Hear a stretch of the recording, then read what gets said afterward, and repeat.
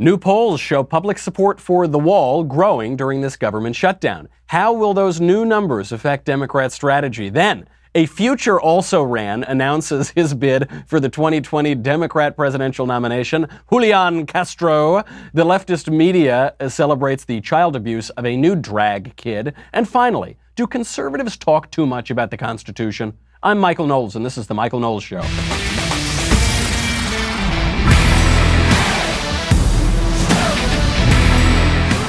So much to get to today, but first, before we get to any of it, we need to thank Ring, our wonderful sponsor. Ring's mission is to make neighborhoods safer. Today, over 1 million people use the amazing Ring video doorbell to help protect their homes. I love Ring so much that I have now given Ring to friends of mine, and you'll know like all your cool, hip friends have it because it really works. It's phenomenal. Ring knows home security begins at the front door, but it doesn't end there. So now they're extending the same level of security to the rest of your home with the Ring Floodlight Cam. Just like the amazing Ring doorbell, Floodlight camera is a motion-activated camera and floodlight that connects right to your phone with HD video and two-way audio. It lets you know the moment anyone steps onto your property. You've probably encountered this when you are trying to burglarize someone's home. You step on their property, the light goes on, you run away. You can see and speak to visitors. You can even set an alarm right from your phone. With Ring's Floodlight Cam, when things go bump in the night, you will immediately know what it is. Whether you're home or away, you could be inside, you could be at the office, you could be on a beach in Puerto Rico like Bob Menendez. The Ring Floodlight camera will let you keep an eye on your home from anywhere. Save up to $150 off a Ring of Security kit when you go to ring.com/Knowles, K-N-O-W-L-E-S. Ring.com/Knowles, K-N-O-W-L-E-S. What is it? Ring.com/Knowles, K-N-O-W-L-E-S. Just like Beyonce. How's this government shutdown going for you?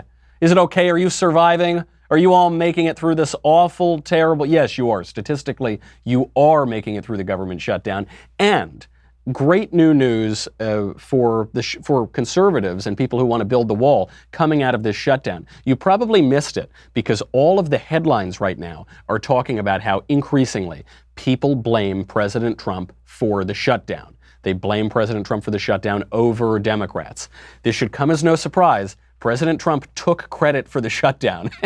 He was in a meeting with Nancy Pelosi and Chuck Schumer, and he said, yep, I'll own the shutdown. I would be proud to shut down the government for border security. So all the headlines saying, this is really bad for Trump. He's being blamed for the shutdown. He should end this shutdown soon. Whenever the Washington Post is telling you to do something, it is a safe bet to do the opposite. And that's what we're seeing here.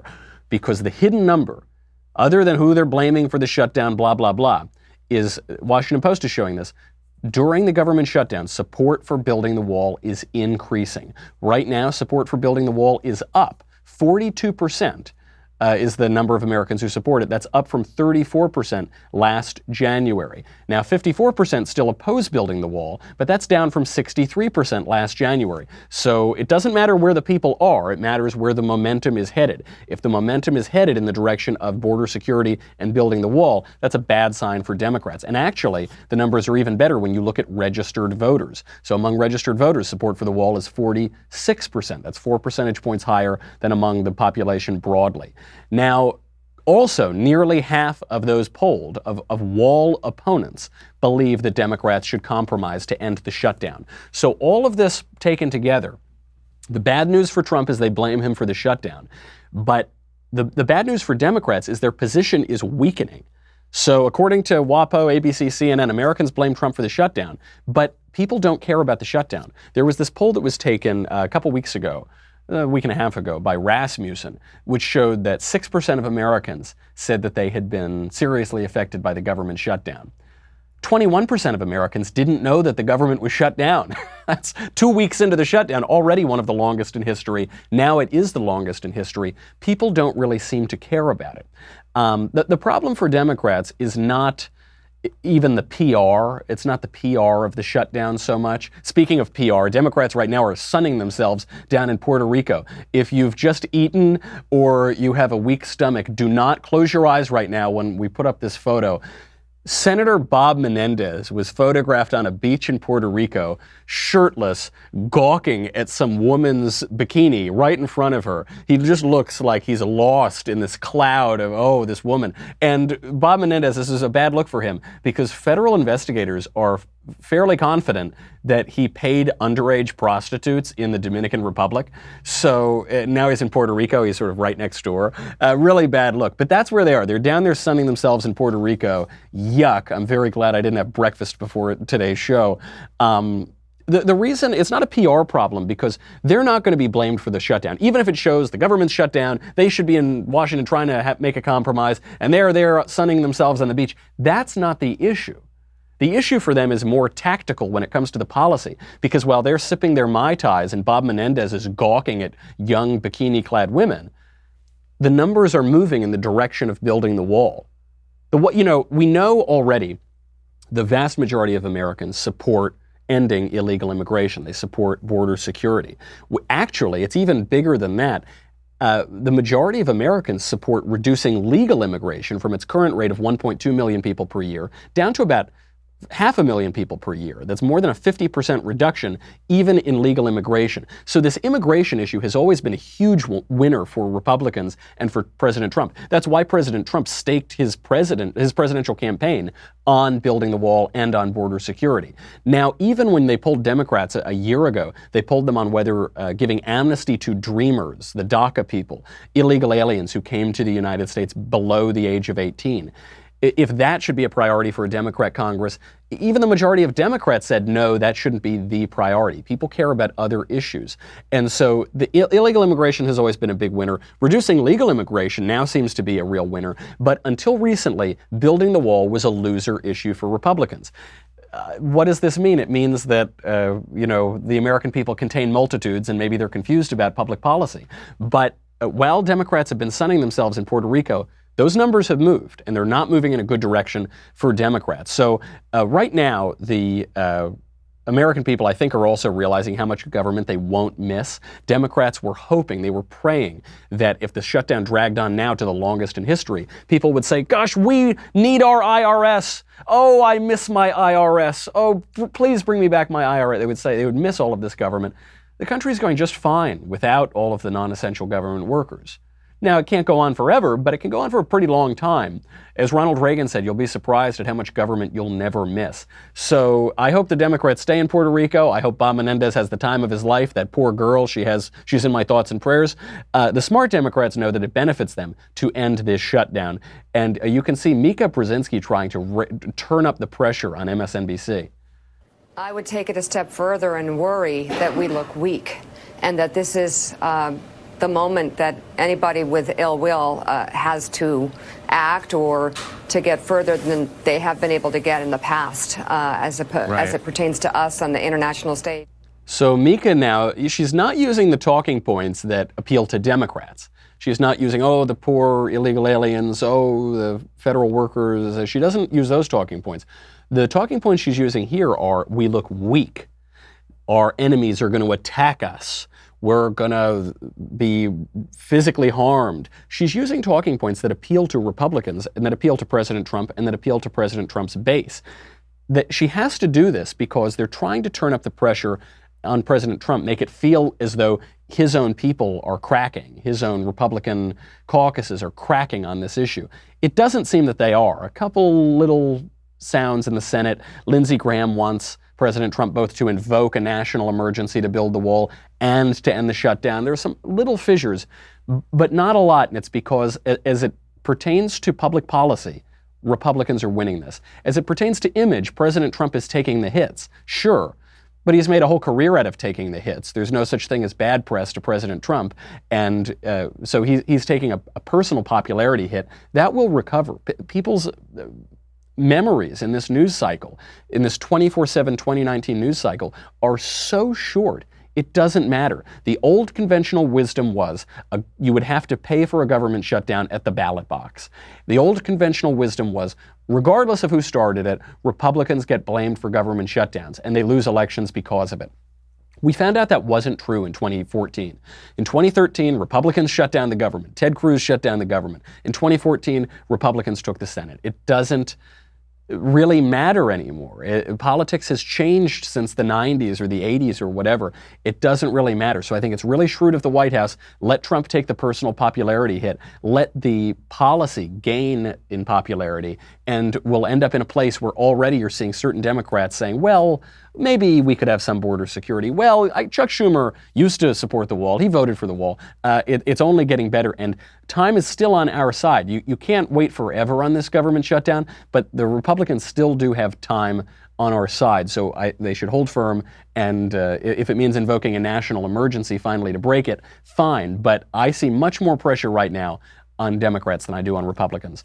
The Democrats, you'll notice, are also eager to change the subject from the shutdown. So they thought for a while they were focusing on it before Christmas. You remember, it was all about the shutdown. This is going to be our big talking point. The Trump shutdown, they called it in the Oval Office. And then when it didn't matter so much, when it wasn't a matter of really moving poll numbers on approval ratings, all of a sudden they start talking about other things. Here's Brian Stelter wondering if we're not talking enough about Russian collusion. I was watching Good Morning America this weekend, and both mornings they led with snowstorms and scares at malls and other stories, and not this. And I just keep wondering if the public is ill-served if we don't make it really clear what the stakes of this story are. How can a morning show not lead with this drama, I guess is what I'm saying. I think plenty of times we lead with this drama. On cable, I agree. And we lead also with what is becoming the looming question over all of this. And even Fox reporters are now asking this question of some of their sources. I think we're just, have you even heard of Russian collusion? I've never even heard of it. I wish the mainstream media would cover, who is Bob Mueller? I mean, what? Are you saying President Trump and Russia? I don't know. I've got to look more into this.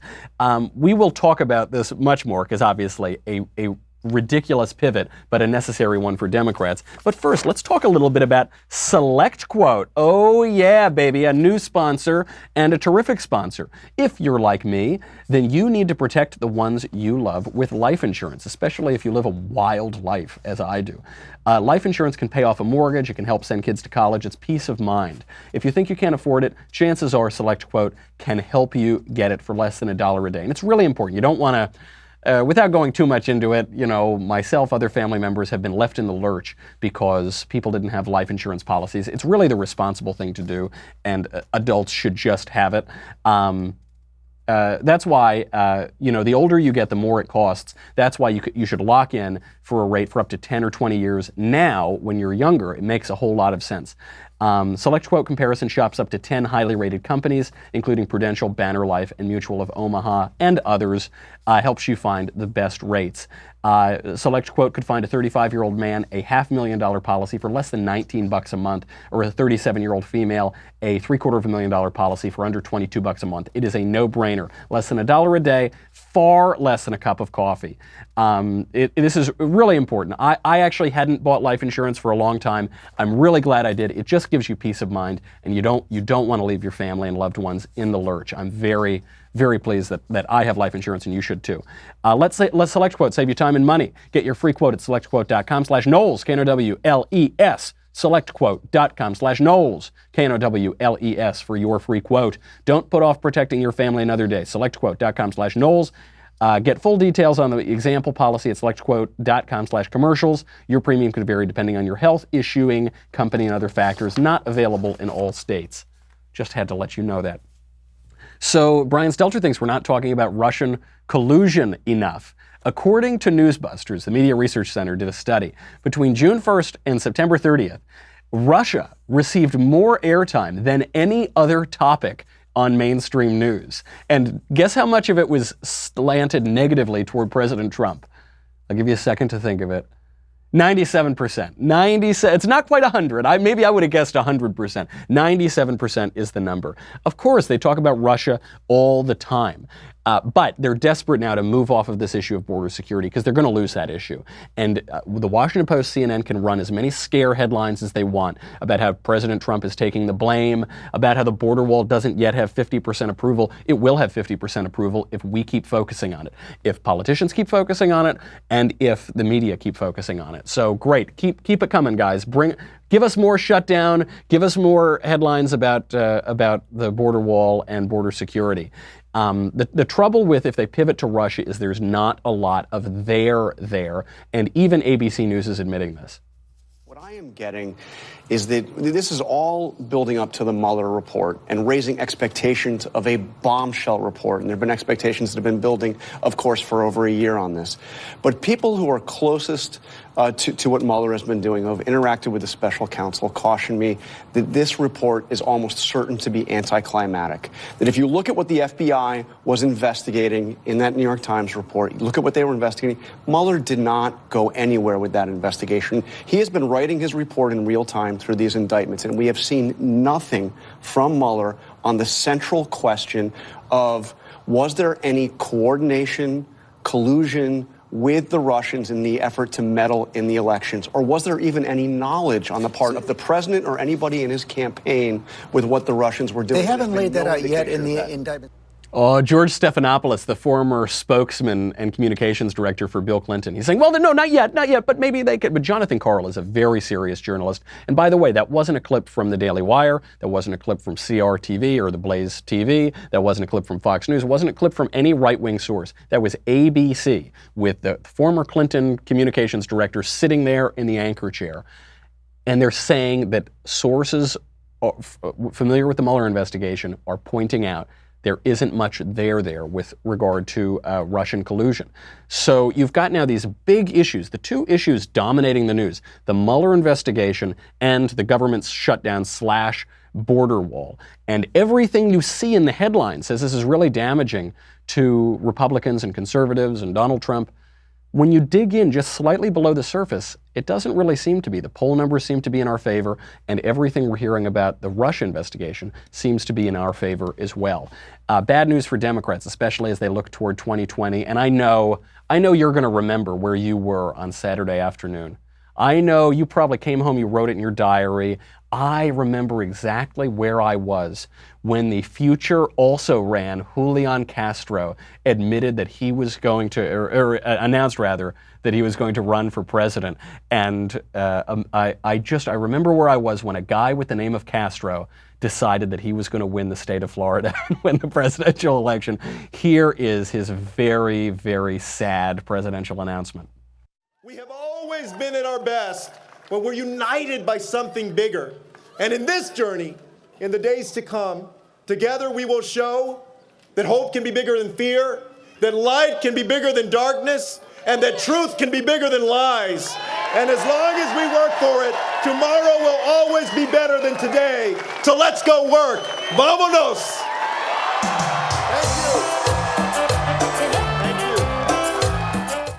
Good is better than bad. Forward is better than backward. Yummy is better than icky. Andale, andale, amigos. Give me a break. What a pathetic announcement that not a soul cared about it all. Does this guy stand a chance? I know we were saying that about Donald Trump in 2015, 2016. Does Julian Castro stand a chance? He is, on the one hand, leaning in to Latino identity politics. So he's got a little accent over the A on his logo. He ended his announcement speech by saying, "Vámonos." I don't know, I think he speaks English because he spoke in English for the first part of the speech. Then for some reason he ended it in Spanish. I couldn't quite tell you why. He's playing into this identity politics, but then the entire stuff of his announcement speech was just this boiled over poor man's Barack Obama platitudes. I mean, it was just nothing. It was all that sort of good is better than bad. Hope is better than fear. We're gonna, okay, we did that once. We did that with the guy who's way better at it than you. Nobody wants a poor man's Barack Obama. You need to offer voters something. So Julian Castro's announcement basically, I don't think changes the field. I mean, he's running for vice president. He's not running for president right now.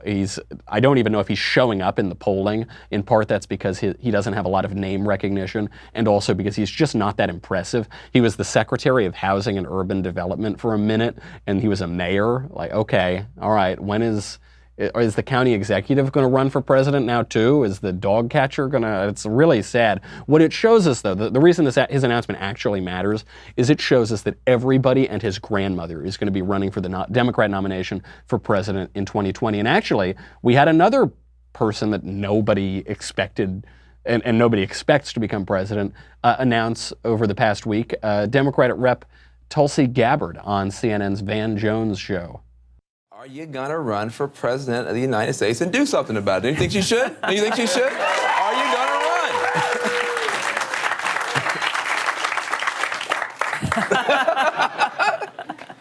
I have decided to run and will be making a formal announcement within the next week. Whoa.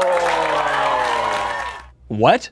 So you actually, I mean, obviously they set this up beforehand, but the way, you can even hear it in the audience's reaction. Van Jones sets it up, he says, well, you're complaining about it, maybe you should run. Are you gonna run for office? Then she sits there and you expect her to say, oh, I don't think so, not yet, okay, you're fine. Because she's like, nobody's ever heard of her ever. And then she says, yes, I am going to run. And you can almost hear the gasps of surprise in the audience, like, oh gosh, now I guess I have to Google this person to find out who she is. However, saying all of that, it doesn't look like she's got a great shot. She's a congresswoman from Hawaii. I don't think Hawaii has ever given us a president. Member of Congress, congressmen don't usually get elected president. That all said, she is a much more interesting candidate than Julian Castro. She served in the Hawaii Army National Guard, so she's got military experience. She's held various positions on different issues. Here is on same-sex marriage before it became mandatory in the Democrat Party to wholeheartedly embrace redefining marriage. She said, quote, to try to act as if there's a difference between civil unions and same-sex marriage is dishonest, cowardly, and extremely disrespectful to the people of Hawaii who have already made overwhelmingly clear our position on this issue.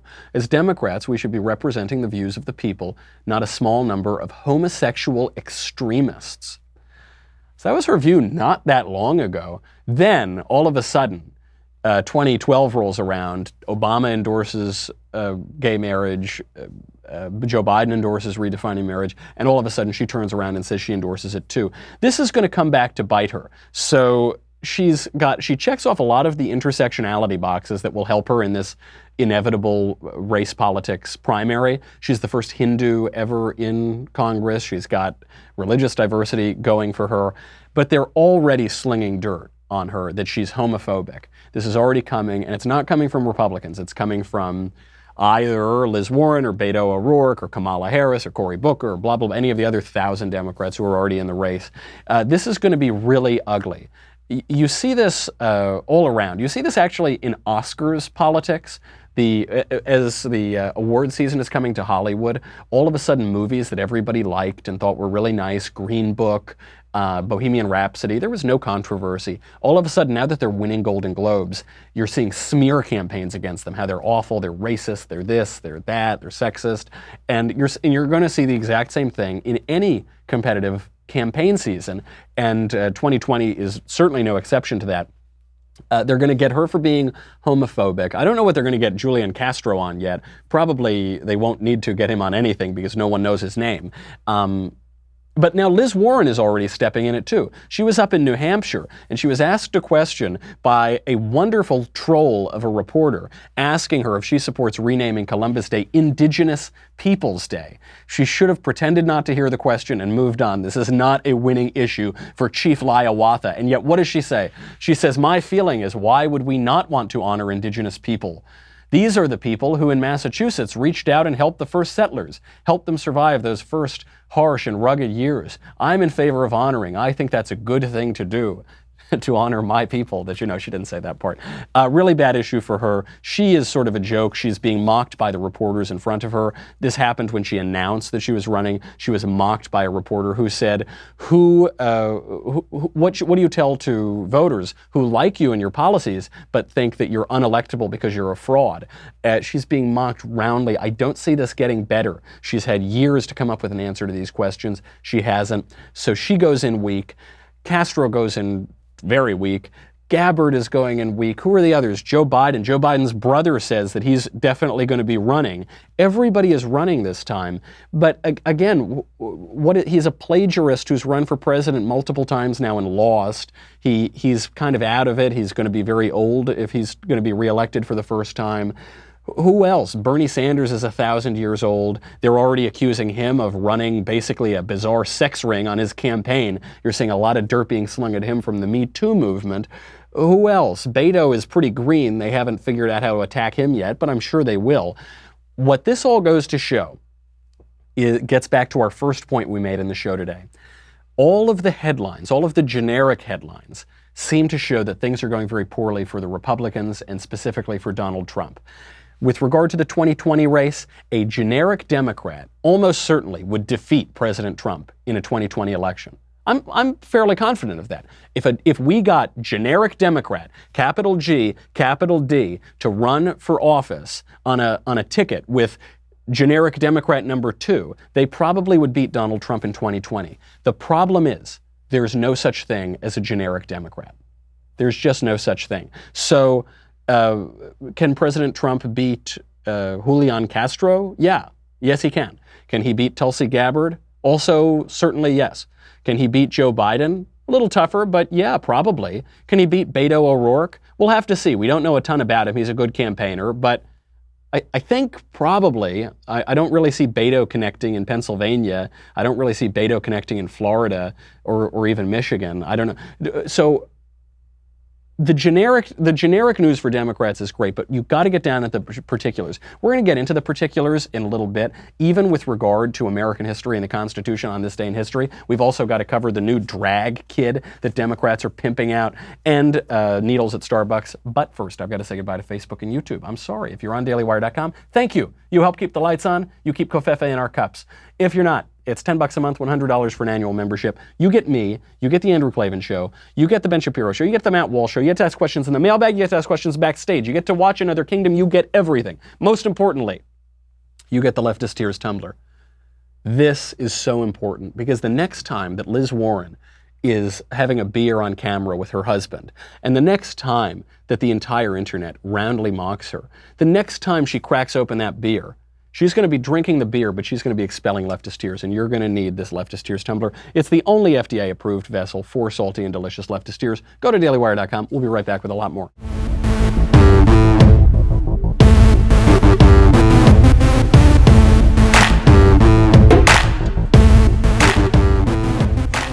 All right, one of the most disturbing stories that I've seen in a long time is the new drag kid. I guess it's the most disturbing story since the last story about a drag kid.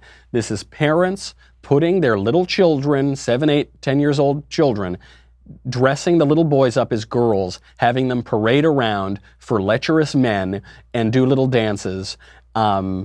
This happened with this kid. They call him Desmond is Amazing. Now there's a new kid, a 10-year-old Canadian boy, Nemus Quinn Malanzone Golden. He was featured in a very troubling piece in Huck magazine. It was just talking about his life as a child drag queen. And it gets even creepier than some of the other ones because he posed for a photo with a drag queen named Violet Chachki, who is this guy who won season 7 of RuPaul's Drag Race, who in the photo was naked. So they're now pimping out this kid, this 10-year-old little kid, who they're dressing him up like a girl and they're having him pose with naked men for the amusement of their sick and perverted audience. This child's parents should be in prison, at the very least. They should be in prison. The key should be thrown away, at the very least. This photographer, Jonathan Frederick Turton, should be in prison. This is sick, pedophilia. This is sick child abuse. If this were happening not on the pages of glamorous leftist magazines, but in a housing project somewhere in the Bronx, that kid would be taken away from his parents.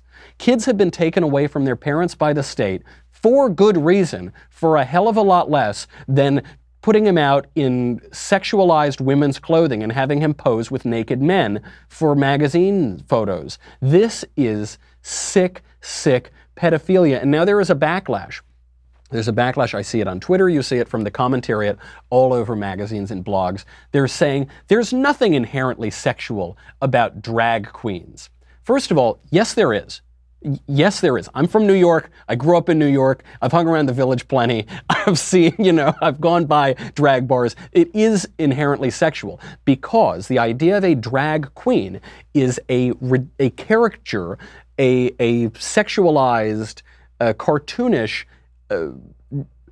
idea of what a woman is and of what femininity is. It isn't simply femininity.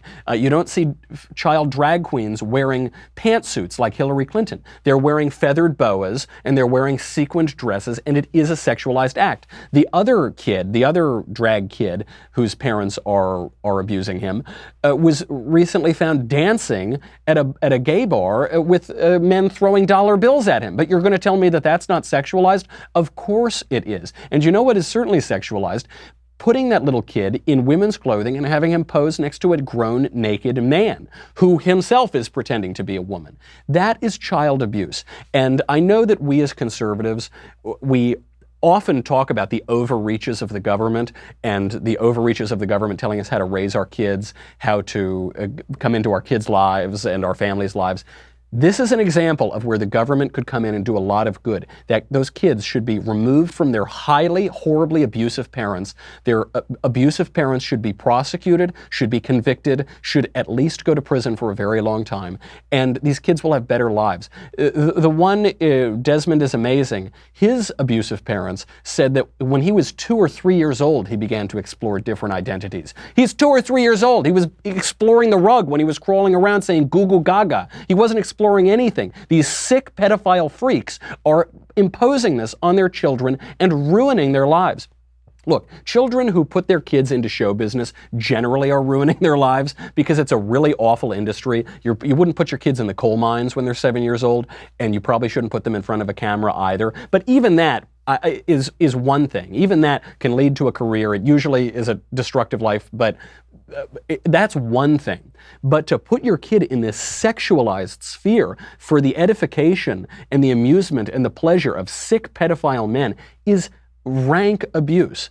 And it's going to ruin these kids' lives. They never had the choice to decide that they wanted to be drag queens at 2, 3, 4. They don't have the choice to do it at 7, 8, 9, or 10 either. It's a great irony of leftism right now that we're told that consent is everything. We need informed consent about everything. If you're going to kiss a girl, she's got to sign a notarized contract in order to do it. Oh, and also, dress up your 8-year-old kid who obviously cannot give consent. Dress him up in dresses and have perverted men throw dollar bills at him at a bar. That's a good idea too.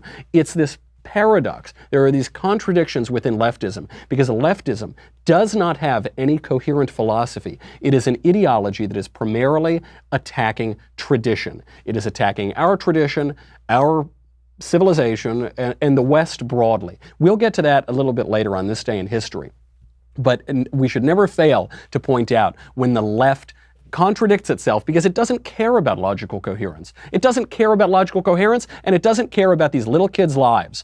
It just cares about attacking tradition and attacking Big Daddy at the top of the imaginary patriarchy that haunts their fever dreams. Really disgusting stuff. And I hope that lawmakers are listening in Canada and the United States, and I hope law enforcement is listening in Canada and the United States, and I hope you take these kids out of their awful, abusive environments, and I hope that you throw these awful parents in the clink and throw away the key.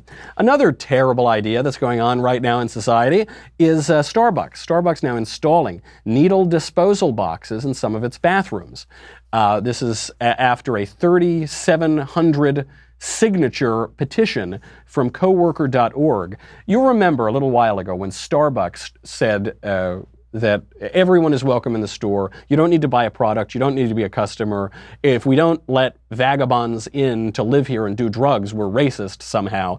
So shock, surprise, surprise, it turns out that Starbucks has turned into a homeless shelter. And when you go into the bathroom now, employees have been stuck by needles that have been left over by drug addicts, potentially exposing them to hepatitis or HIV or anything else. So now these coworkers are saying, we don't want to step on needles while we're doing our job at the coffee shop. Figure out a way to stop this. Starbucks has two choices. They can either kick out vagabond drug addicts, as they should, or they can install needle disposal cartons in the bathrooms, which is what it sounds like they're going to do. And the trouble is, Starbucks, because it's such a prominent industry leader, can set the tone and other places can follow suit. This is broadly reflected in our debate on criminal justice reform, and I know a lot of right-wingers are in conflict on this question. Should we let a lot of criminals out of prison? Is that compassionate, or should we not do that? Should we try to lock up criminals and be a little harsher on crime? The answer is be harsher on crime, period. There is nothing compassionate about Starbucks allowing drug-addled vagabonds to come in and further damage their lives and further inject poison in their veins and give them incentives to do it by giving them a place to dispose their needles. There's nothing compassionate about allowing their employees to be possibly exposed to HIV and other diseases just for coming in and working at a coffee shop. There's nothing compassionate about having customers who tend to be sort of millennial yuppies just in there writing the next great American novel or something. There's nothing compassionate about having them in that disgusting environment. There's nothing right, there's nothing just, there's nothing moral about that. Throw these people, first of all, throw them out of the Starbucks shop. But then broadly, what do you do as homeless populations increase? Tent cities crop up all over Los Angeles, where I live, and all over San Francisco. It's gotten so much worse there. Feces in the street, truly. What is the solution? You can either give them incentives. This is why the left doesn't understand economics, so you've got to really make it simple for them. You can either give them incentives not to do drugs and defecate in the street, or you can give them incentives to do all of those things. If we took all of these people and offered them a choice, said you can either go to a shelter where you can't do drugs, or you can go to prison, that would clear up the problem. Rudy Giuliani basically did that in the 90s in New York, and it turned New York into Disneyland. It turned a disgusting crime-ridden city into a relatively quite nice place to live. Throw them in prison. If you throw them in prison, they will sober up, I promise you. This question, a debate constantly among conservatives is the drug war a good thing or a bad thing? And you see the kind of divisions among conservative thought, which I celebrate. It's a good thing that we have intellectual diversity on the right. The left certainly doesn't have it. But the drug war is a good thing. It's a necessary thing. It's not the ideal of the libertarian, stateless society or whatever fantasies are put forward by political theorists, but we are in the midst of a horrific opioid epidemic. We see that policies where we encourage people to have new needles and live on the street and defecate wherever they want do not help the problem. They exacerbate the problem. The road to hell is paved with good intentions. And it's a moral confusion that we're suffering from, that we only see this very narrow, perverse idea of compassion, and we're not realizing the awful damage that we're doing to society broadly. I've also got to talk about this day in history, speaking of the road to hell being paved with good intentions. Because this day in history, two this days in history. On this day in history, in 1942, Japanese internment policy went into effect. This was from Franklin Roosevelt. This came through Proclamation number 2537.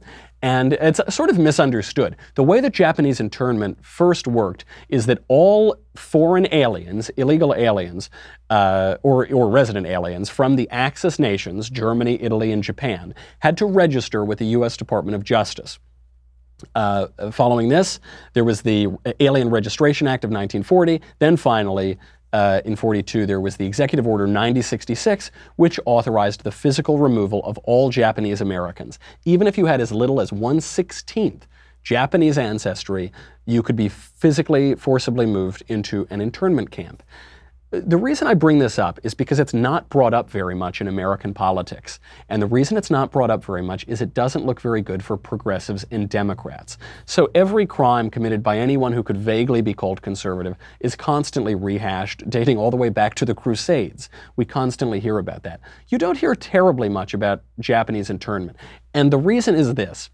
When conservatives and Republicans point out that Democrats have an awful history, a party history of misery, from slavery to Jim Crow to disfranchising people to lynchings, on and on and on, they say, well, that was before the parties switched. Those guys they were conservative Democrats. They weren't progressive Democrats. And it's blah, blah, blah. And they sort of get away with this silly argument. You can't get away with that with Franklin Roosevelt. Franklin Roosevelt invented our welfare state. If Franklin Roosevelt wasn't a progressive, who was a progressive? Franklin Roosevelt is one of the presidents that Democrats and progressives hold up as one of the greats in history. Him and Woodrow Wilson and Lyndon Johnson. Those are the three big ones for progressives. But Franklin Roosevelt is the one who issued Japanese internment.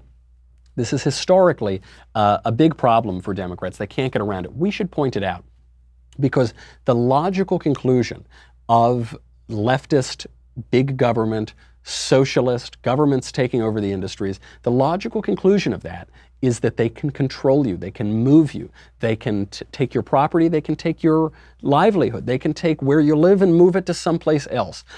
I've been writing a lot about Alexandria Ocasio-Cortez and the dangers posed by socialism. And you always hear, oh, well, socialism, it's fine. Stop demagoguing. So what's the big deal? You get free health care. As Ronald Reagan pointed out, the government big enough to give you everything that you have is, everything that you want, rather, is big enough to take away everything that you have. And nowhere do you see that more clearly than in the leftist, progressive legacy of Franklin Roosevelt. We also have to talk about, speaking of political philosophy, on this day in history in 1639, the first constitution in any American colony came to be, the Fundamental Orders in Hartford, Connecticut. And this was a binding compact. It was a frame of government. The reason that I bring up this obscure colony constitution is because it really shows us an important aspect of what we conservatives should think about when we frame our political philosophy with regard to modern politics. I think conservatives talk too much about the Constitution. I do. I know that will sound controversial. I love the Constitution. I think it's one of the greatest documents ever written. I can't love it enough. However, I think we fall into this trap as conservatives of only focusing on this one document, on the Constitution. We say it's written in the Constitution, therefore that's the be-all and end-all, that's the beginning and the end of the country, and we have to follow it, and if we don't follow it, we've gone terribly wrong, and why aren't people following it? And come on, guys, don't you remember? It's right there written on why aren't you doing it? And we get very frustrated by this, because at least half of our country broadly disregards the Constitution regularly. The Constitution is not the beginning of our country. It's not even the first constitution in the history of our country. That's the beautiful thing about our country, and that view is the essence of conservative thought. Our country didn't spring into being magically in 1776 or 1789 or 1787 or 1791. It doesn't, or the 1800 president, it doesn't. It happens organically. It happened through evolution, not just revolution. And even the American Revolution was a fairly conservative revolution. We kept so much from the English system of government. We got rid of the king, we booted him out, but we kept so much. And that society had been built organically, not just since 1775, but since 1620, since the Pilgrims arrived on the Mayflower, since more settlers arrived in the New World, since more Englishmen arrived in the New World and created colonies and formed colonies, and those colonies worked with each other variously and ultimately came together, not because of the proclamation of some rationalist theorist sitting in an ivory tower somewhere, but through the people of those colonies and their representatives working together to form and fight for specific goals, to form together to fight the French and Indian War, to come together to fight certain onerous taxes passed by the Parliament and King George, to fight certain onerous regulations that they didn't like. It came together through evolution, not revolution. This is the heart of what Edmund Burke talks about and what Russell Kirk talks about, and what the conservative tradition in the post-war conservative movement really talks about. I put a question up on Twitter last week, and I said, if you were for all the conservatives, how would you best describe your views? And I gave a few options. Obviously, there are a lot of others. I said, would you say you're traditionalist, you're a libertarian or classical liberal, you're a neoconservative, or you're on the religious right? And I think broadly that those four categories describe the different types of conservative out there today. And by far, people said classical liberal or libertarian. And traditionalist came in a little smaller. I think we've got to recover some of that, because that is the essence of conservatism. We're conserving something. And we're not just old fogies. We're talking about a tradition which is actually not the old thing. It's the newest thing we have because it's endured throughout the ages. It transmits wisdom from our earliest ancestors in ancient Greece. It transports wisdom from throughout the ages that we can still access, which by trial and error has been helpful to us, and which by prescription we can possibly understand in the future. You know, the two virtues which I think define the conservative over the leftist are prudence and humility. Prudence, which we get from ancient Greece, which we get from Aristotle, being wise in our judgment, taking care of whole contexts, and saying, well, we should maybe be a little cautious here, this is a good, okay, this is fine, being prudent. And then humility, which is an innovation of Christianity. Obviously, conservatives are much more humble than leftists. We don't think we're going to construct the utopian society. We don't think that our ideas are the only ideas in the whole wide world. We don't insist that everyone toes the party line, or if they don't, we're going to shut them up. It's kind of funny to brag about how humble you are. It sort of undercuts your argument. But the conservatives just demonstrably are much more humble. And when we have a humility, because the beginning of wisdom is fear of the Lord, is an awe and is a wonder and is a humility. When we have a humility, not just to the other people living today, but to the democracy of the dead, to our forefathers, to the people that we should be grateful for forging our country, not in one big moment, but over generations and generations and generations. That gives you an historical wisdom that will not just let you look back in history, but will allow you to look forward with a little bit of prescription and a little bit of wisdom to see how we should craft our country in the future. All right, that's our show. We ran out of time. We got a lot more to get to, though, so we'll do it tomorrow. In the meantime, I'm Michael Knowles. This is The Michael Knowles Show. I'll see you tomorrow.